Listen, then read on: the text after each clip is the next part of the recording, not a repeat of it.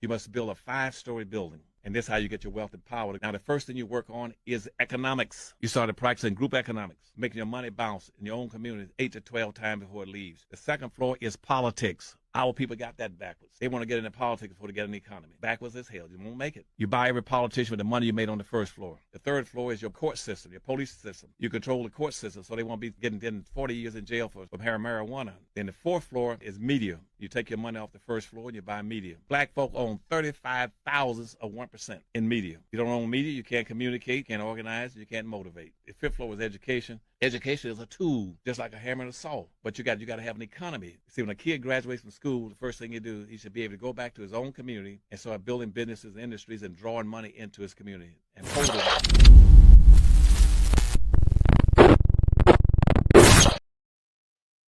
Welcome aboard. This your man H-Rap, Rap on H-Rap from the End of the Bench Media. Thank you for tapping in. Hit that like button. I need you to hit the like button. Even if you don't watch, hit the like button. Thank you for tapping in. I do need you to watch. This is H-Rap B. I want to thank my parents, as I do every day. The Lord and John, without them, no me, no program. Thank you for tapping into the hottest 10 minutes in podcasting. I'm going to talk about prayer today. We're going to talk about prayer. I have a prayer. And what is my prayer? My prayer, it goes, I'm going to do the Lord's Prayer. Our Father in heaven, hallowed be thy name. Thy kingdom come, thy will be done on earth as it is in heaven. Give us this day our daily bread. Forgive our debts as we forgive our debtors. Lead us not into temptation, but deliver us from evil, because thine is the power and the glory and the kingdom forever. Amen. Thank you. Why did I do that? Because I do have a prayer. I do have a prayer that we catch on to the nonsense. My prayer is for my people to stop mulling around in the moronic minutia.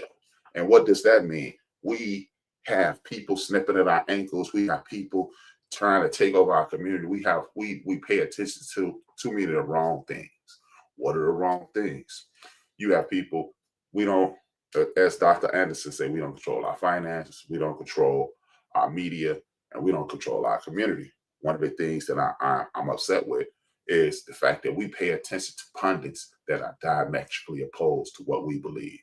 You have people, we pay far too much attention to the people, the Tim Scotts of the world, the Byron Donalds of the world, the Candace Owens of the world, the Jason Whitlocks of the world. Why are we paying attention to people who are clearly don't have our best interest in mind? Why are we doing that? It is foolish. It is simple. It is uncomplicated to walk away from people who have your best interest, who don't have your best interest in mind. We've paid far too much attention to those things. Why we listen to these people? Candace Owens has clearly showed us that her agenda is to get paid and support white nationalism. Jason Whitlock has violated just about everybody in his news space. So what he does is he rails on the people that you like so you can respond to him so he can stay relevant. And all you have to do is walk away. Byron Donald, Tim Scott, they are bed witches for white nationalism. They lay in the bed, keep the bed warm. They say things. They give you a lie wrapped into some truth. Yes, I am I'm a former football player. That's the truth. I used to play football. I used to be very good at football. But then they will wrap the lie around that. Hey, well, then I could have made it. I should have made it. And this is what stopped me from making it. But the reality is I wasn't good enough to make it. And these are the things that we need to walk away from. If it's not the reality of your situation, walk away from that situation. That's it. That's all. We don't need to discuss it anymore. We need not embark upon a defensive mechanism to destroy the Tim Donalds and the Byrons, because guess what? We give them life. They say triggering things. So now we engage with them. When we engage with them, that brings validity to what they say, and they're trying to curry favor with their white nationalist masters. And they continue to get left by the side of the curb like a dog. So why are you debating with a dog? You shouldn't be. You shouldn't be debating, arguing, and trying to convince white nationalist dogs to do anything, because that's what they are, dogs. And I don't mean to call our brothers and sisters dogs, but That's if they are doing the bidding, that's what they are officially. You don't try to talk. If our ancestors who used to try to escape those plantations, aka death camps, they wouldn't stop and debate with the bloodhounds. They would just get away from them and do what they had to do to survive. And that's what we have to do. We're standing around complaining, arguing, and allowing them to put us in horrible situations so they can get what they want and we won't get what we want. So let's disengage while we arguing with them and move forward. The second and most important thing is this. We must stop allowing in a capitalistic society to be dominated by the thought of money. Thought of money. Money it is paramount. As I stated, we live in a capitalistic society. So capital is king. Without money, it's not going to work. But we must first and foremost engage in ways to obtain a passive stream or aggressive, passive and an aggressive stream of income. A lot of us get up and go to work every day. So we need to start expand our knowledge base in regards to the stock market or any other means that you're going to chase your dream. And then you can start using the money that you're making, like with your podcast, and invest it in the stock market. And you will slowly see. I personally believe this is my technique. Anytime I think about obtaining some fast food or using the fast food industry to feed myself, I literally go into the establishment or I use the app and see how much I would have spent. And then at that point, I go to the grocery store and use a portion of what I was going to get. I would go get some fruit or a salad and use the other $17 to put into the stock market. If you don't know about the stock market, all you have to do is invest in companies that you use. Nikes, you need to invest in Nike. Amazon, every time you get a package, why don't you get a lower, something with a lower cost or a product code that'll save you a piece of that money and put it in the stock market. Again, use something like Acorn or what's the name of this damn app? Robinhood. I had to go to the app itself. I use it every day. And you put money in that. If you can put at least $35 a week in it, you'll see your net worth, your fiscal worth, not your actual worth, your fiscal worth increase on a regular basis. These are the things you need to invest in. You hear about Bitcoin, you don't know a lot about it. Well, just put a little in it. Don't put enough in it. If you lose it, you won't even have it. Or better yet, use my technique and say, hey, I was going to buy some fast food, but I'm going to buy something else that's give myself a better and a healthier option, and then I'll move forward. Now, and along with this, you're going to be making money. As you make money, you must realize, again, it goes back up to the white nationalist situation. The white nationalists, their hate and their dismay and their discrimination trickles down. How does it trickle down? It trickles down in sport, entertainment, and education.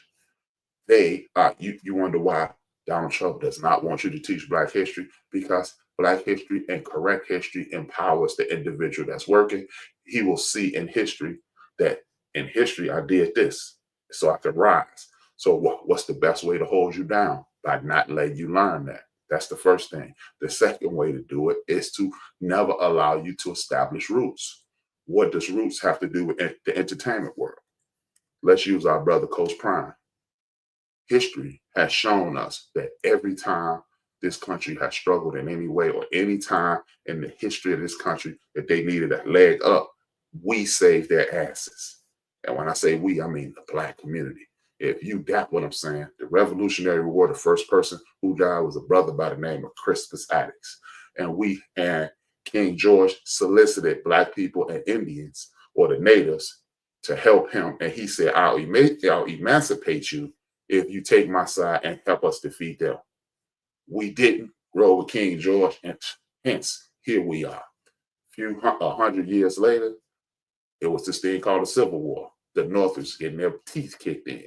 They emancipated us out of the South, and they told the people in the North, 40 acres and a mule, 40 acres, a mule, and $100. And guess what?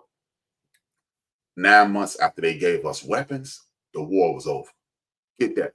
The war had been going on for 4 years. You hand Black people weapons, we win the war for you. World War I, same. World War II, the same. This is an ongoing situation. The country was fragmented. And guess what? We said, okay, we don't need you. We created the Negro Leagues. Thank you to Rube Foster. Look him up if you don't know who I'm talking about. Rube. Yeah, R-U-B Foster. Rube Foster, his friends created the Negro Leagues. We started outpacing them. And guess what? Hey, Jackie Robinson, come over here. The Negro Leagues died. You get Jackie Robinson, Ernie Banks, Hank Aaron, Willie Mays. Come on over here. Larry Doby, come on over here. The Negro Leagues die, and the Major League Baseball is flourishing. They're signing people for $600 million to this day. Boxing was dwindling. Jack Johnson, Joe Louis, Sugar Ray Robinson, Muhammad Ali saved the day. We continue to do it every single solitary day. We saw it this weekend with Jake Paul. His career, oh man, we're doing this. And then he fixes a fight so it looks as if he can keep up with a boxing legend, stepping on your history, elevating his own, elevating his future.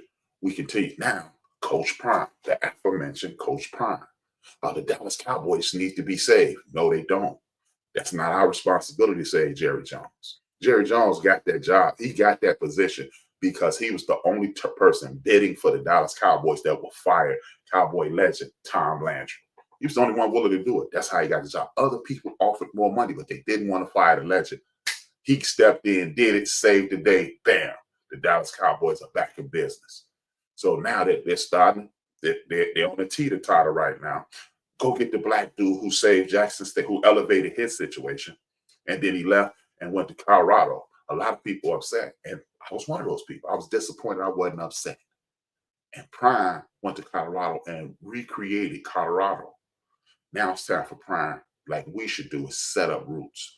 When you set up roots, you set up a foundation. Again, a tree grows in both directions. Grows down to strengthen its foundation and grows up for the beauty of it. Prime don't need to go anywhere because if he leaves Colorado, then they don't have a reason. Power 5 conferences don't have a reason to hire another coach because the first thing, a black coach, because the first thing out of your mind, out of their mouths is this. He's one of one. There's nothing like Prime. But if he stays there, he hires Warren Sapp and the other people that I named yesterday. That's created a foundation. We don't jump at if I'm making $15 million, why would I jump at your $12 million? If I'm making $6 million and an additional 10, why would I jump at your 12? Stop allowing the shiny object to stop you from becoming a son. That's what we need to do. Stop allowing them to stop us from establishing roots, creating a legacy. Thing about college sports, college coaches are hired to become legends.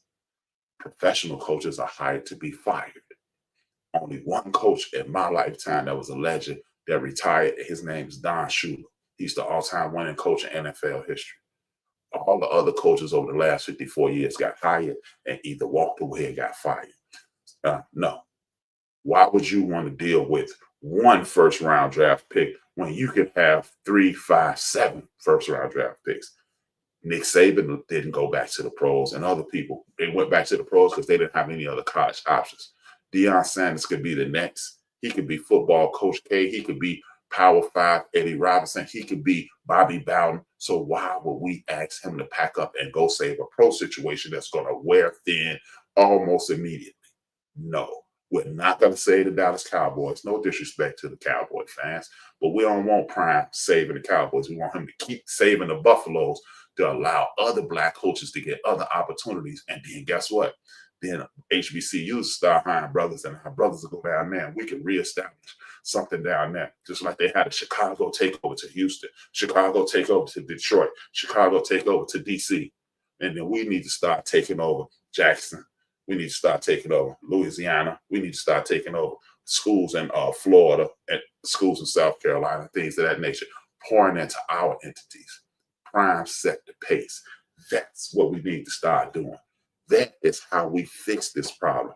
No longer doing these things. Now, the third and most important thing, a lot of potentially, like I told you, you don't download that 5 Calls app and put your voice in front of the world.